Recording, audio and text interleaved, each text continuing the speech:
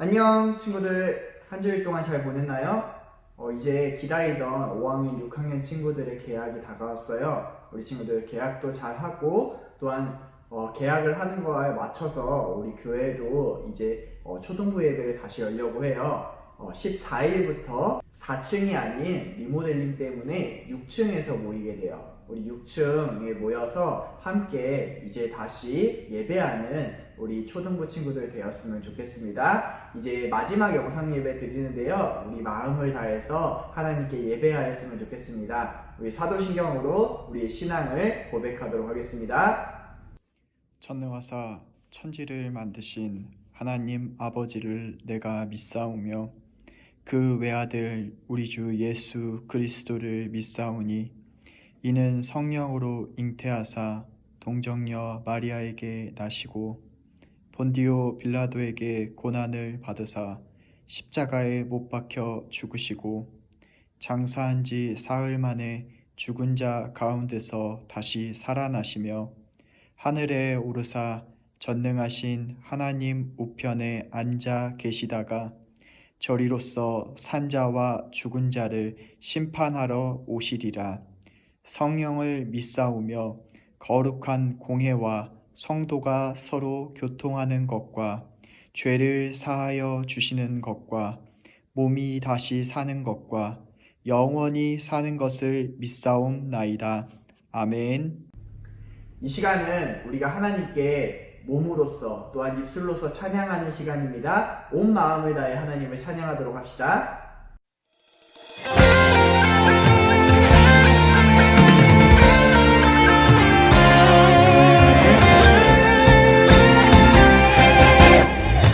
난 평범하지 않아 특별한 하나님 작품 믿음으로 바라보면 소중함을 알게 돼 나를 통해 이룰 특별한 하나님 계획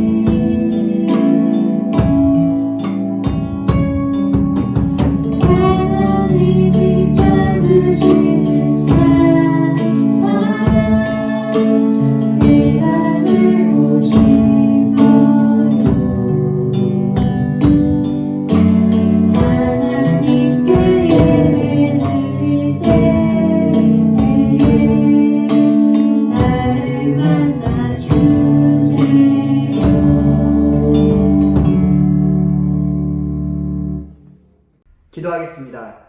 사랑이 많으신 하나님 감사합니다. 우리 친구들 새학년이 되었는데 아버지 하나님 코로나19로 인하여서 오랜 시간 동안 학교에 가지 못하였습니다. 또한 코로나로 인하여서 우리 친구들 하나님 앞으로도 나아오지 못했습니다. 아버지 하나님, 이 모든 힘든 시간을 지나고 우리 친구들 이제 조심스럽게 세상으로 또한 조심스럽게 하나님 앞으로 한 걸음씩 나아오려고 합니다. 아버지 하나님, 교회에 오기 때문에 설레는 것이 아니라 하나님께 예배하고 공동체로서 하나님을 높일 수 있는 것 때문에 설레고 아버지 하나님 마음이 뛰는 우리 친구들 될 수 있게 도와주시옵소서. 또한 우리 친구들 하나하나가 모여서 이제 예배하려고 합니다. 안전 가운데 지켜주시고 하나님 우리 친구들의 마음으로서 하나님께 올려드리는 예배가 귀한 예배가 될 수 있게 도와주시옵소서. 감사드리며 사랑이 많으신 예수님의 이름으로 기도드렸습니다.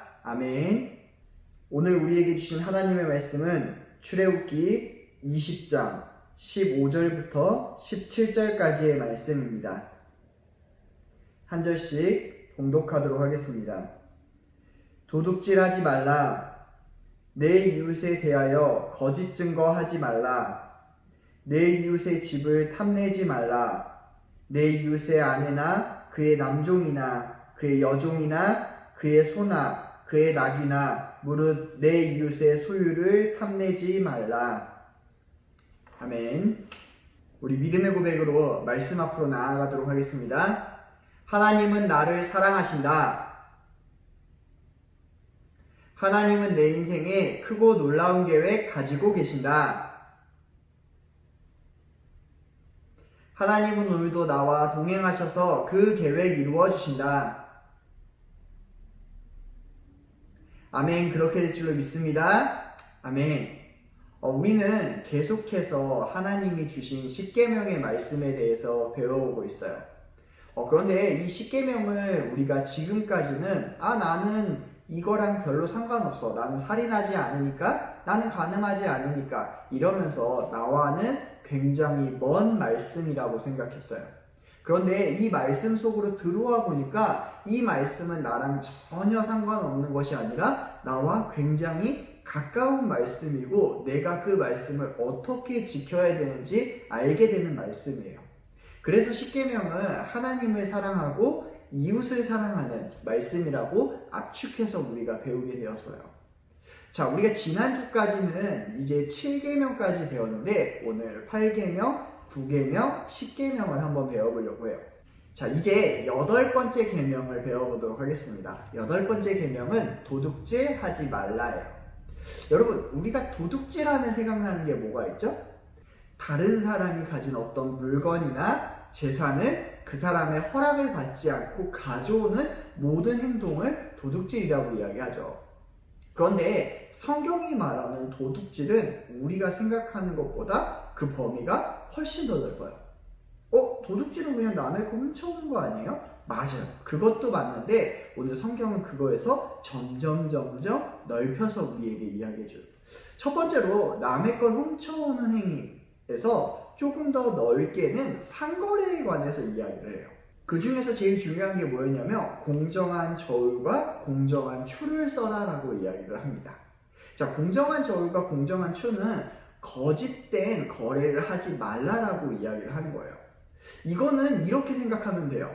한우가 아닌데 한우라고 속여 팔거나 농약을 부어놓고는 무농약이라고 파는 거. 여러 가지로 사람들을 속여서 그 속인 것으로 인해서 이득을 취하는 모든 행위를 성경은 도둑질이라고 이야기를 해요. 성경이 왜 이 모든 것을 도둑질이라고 이야기하냐면 사람들은 모르더라도 하나님 앞에서 거짓을 행하는 모든 것을 거짓말로 보고 있기 때문이에요. 그래서 성경은 도둑질하지 말라라고 하는 것을 하나님 앞에서 정직하게 사는 것이라고 이야기를 하고 있어요.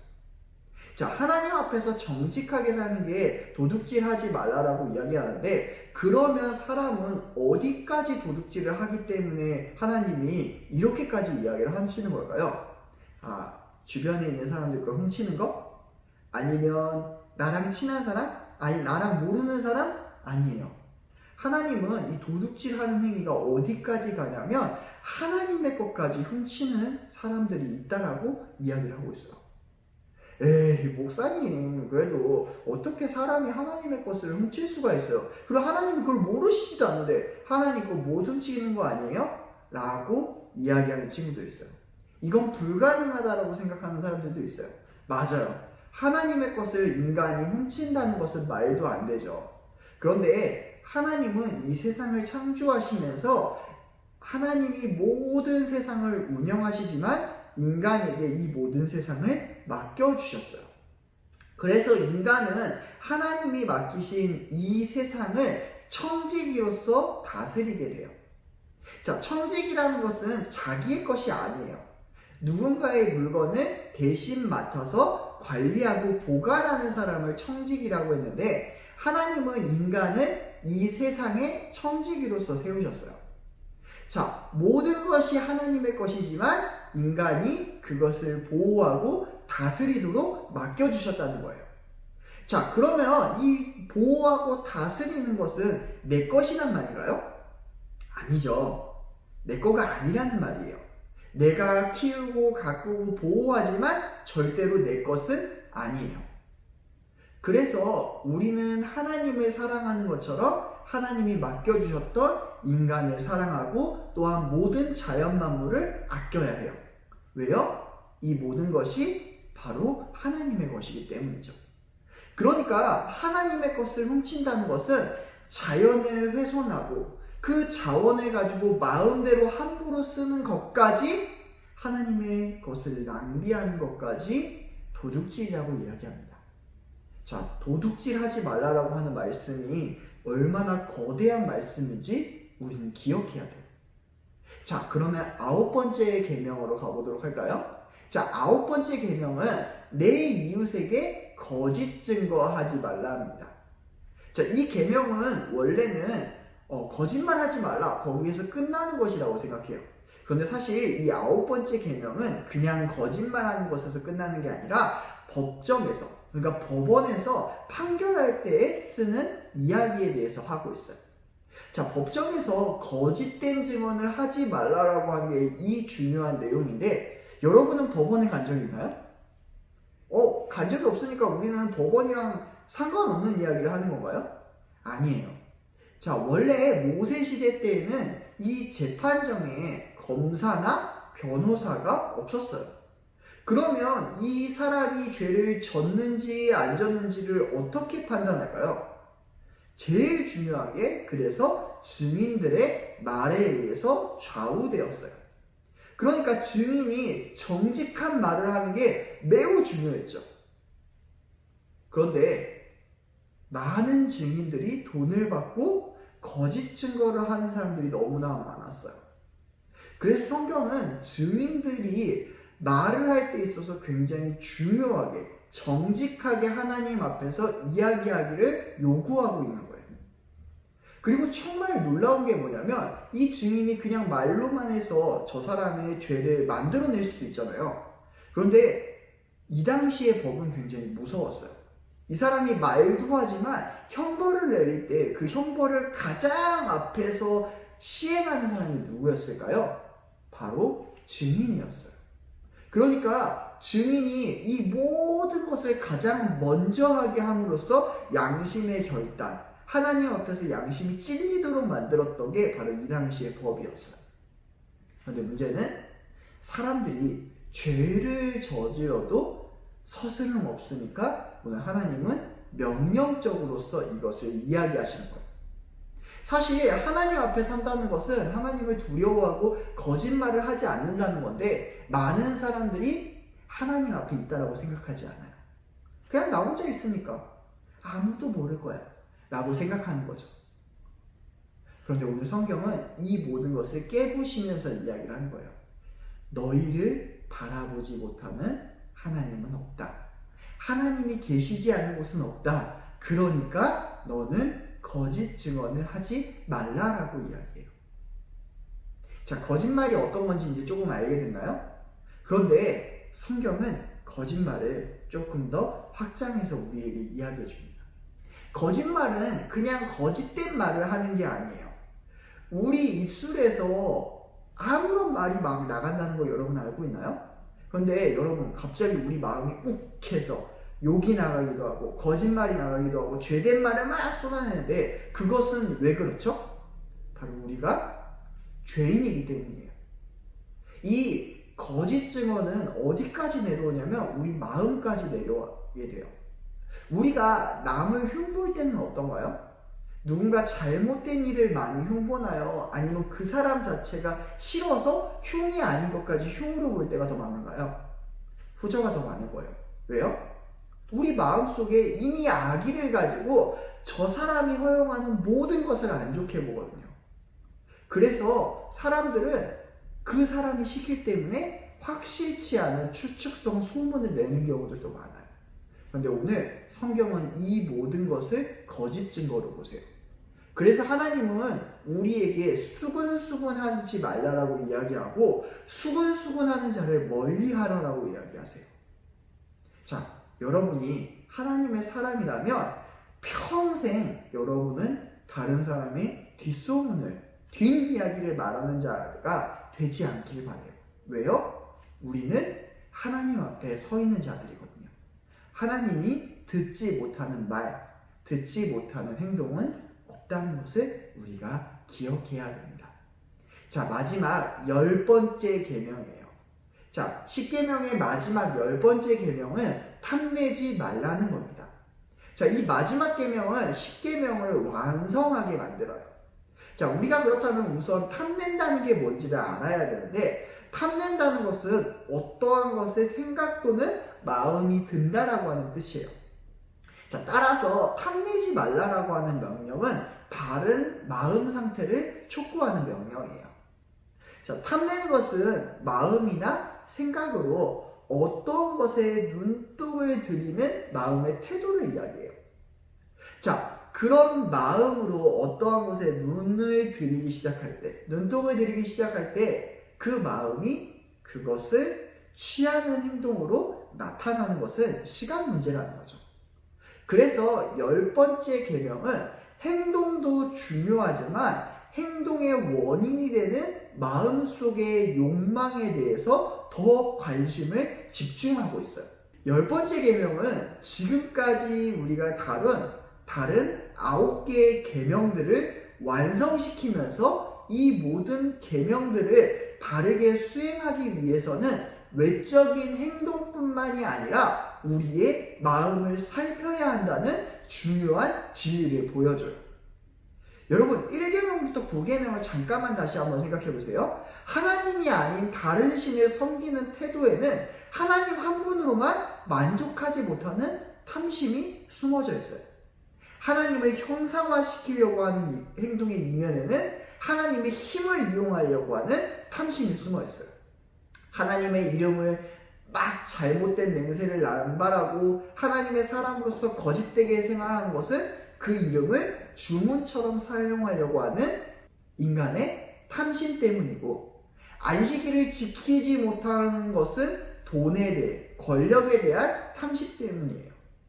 인간의 마음속에 자리 잡은 탐심 때문에 남의 재산을 탐내고 남의 아내를 탐내고, 그래서 간음하고 도덕질하고 그로 말미암아 남을 속이고 심지어 살인까지 하게 되는 것이 라고 오늘 성경은 우리에게 이야기하고 있어요.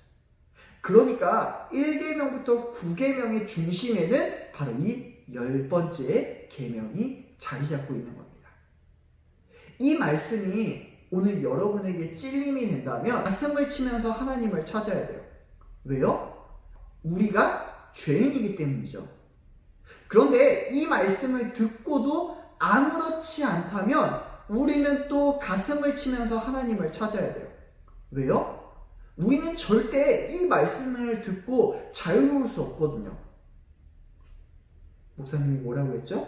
우리는 늘 죄의 공장이라 끊임없이 죄를 생산하고 있기 때문에 하나님과 떨어져서는 절대로 이 말씀에서 자유할 수가 없어요. 그래서 우리는 매일같이 하나님 앞에 엎드려서 하나님께 도와달라고 구해야 돼요. 하나님과 그래서 동행해야 돼요.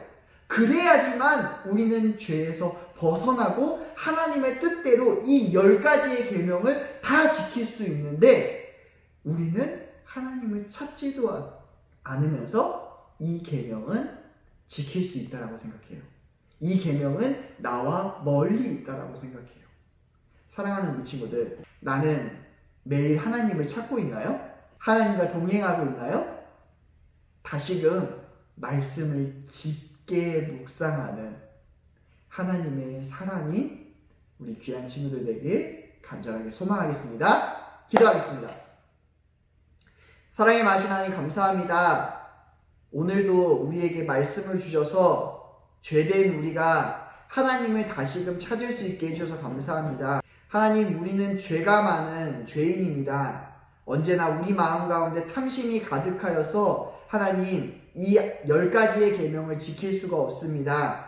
하나님, 우리의 중심 가운데 찾아와 주시고 우리와 함께하여 주셔서 언제나 하나님과 동행하며 그 하나님 때문에 죄를 멀리할 수 있는 우리 귀한 친구들 될 수 있게 도와주시옵소서. 이것은 불가능한 말씀이 아닙니다. 하나님과 함께하면 언제나 가능한 말씀입니다. 우리 친구들이 하나님의 사람으로 그렇게 살아가는 귀한 친구들 될 수 있게 도와주시옵소서. 감사드리며 이제는 우리 구주 예수 그리스도의 은혜와 하나님의 크신 사랑과 성령님의 감화감동 교통 충만하심이 하나님을 사랑하고 또한 하나님의 사람으로 거듭나려고 하는 모든 친구들 머리 위에 이제로부터 영원토록 함께 있을지어다. 아멘.